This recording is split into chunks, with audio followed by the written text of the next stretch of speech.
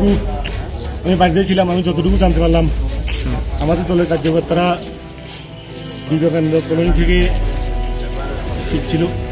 তো ফেরার পথে রাস্তার টার্নিং এর মোড়ে এটা আড়ালে আবঢালে থাকা মার্ক্সবাদী কমিউনিস্ট পার্টির কিছু হারমাত রড, লাঠি এবং বল্লম নিয়ে ওরা দাঁড়িয়েছিল।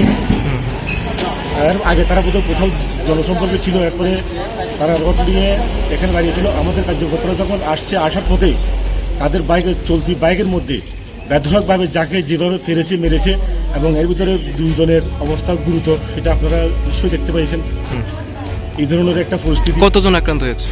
আক্রান্ত হয়েছে আমার হিসাব মোতাবেক আরো কয়েকজন নাকি বিবেকানন্দ কলোনিতে এখনো হাসপাতালে কতজন আছে? হাসপাতালে এখন অব্দি 3 জন আছে।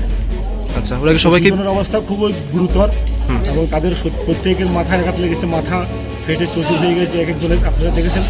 তো এর মধ্যে আরো কয়েকজন নাকি এখন আমার কাছে ফোন এসেছে যে বিবেকানন্দ কলোনি আরো দুজন নাকি আছে সেখানে আহত অবস্থা। হঠাৎ আঘাতটা কেন করতে পারে কি মনে হচ্ছে? হঠাৎ আঘাতটায় রাজনৈতিক পরিস্থিতিকে ঘোলাটে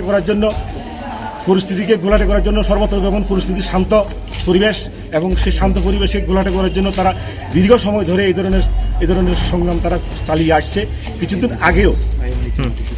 কিছুদিন আগেও আমরা দেখেছি সারা সীমাতে একটা বাড়িতে অগ্নিসংযোগ করা হলো, আরেকটা বাড়িতে রাতের অন্ধকারে বাড়িঘরে হামলা হুজুতি ভাঙচুর করা হলো, আরেকটা বাড়িতেও সারা সীমার রামকৃষ্ণ কলোনি আরেকটা বাড়িতেও ভাঙচুর করা হলো।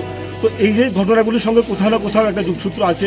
এটা পরিকল্পিতভাবে বিলুনিয়া শহরে একটা সন্ত্রাসের রাজত্ব কায়েম করার জন্য মার্ক্সবাদী কমিউনিস্ট পার্টির হারমাদরা এই ধরনের ঘটনাগুলি সংঘটিত করছে। কারণ তাদের পায়ের তলার মাটি সরে গেছে, তারা বুঝতে পেরেছে সাধারণ অংশের মানুষ তাদের সঙ্গে নেই, তাই তারা এই ধরনের হামলা হুজুতি করে রাজনৈতিক পরিবেশটাকে বিষিয়ে দেওয়ার চেষ্টা করছে।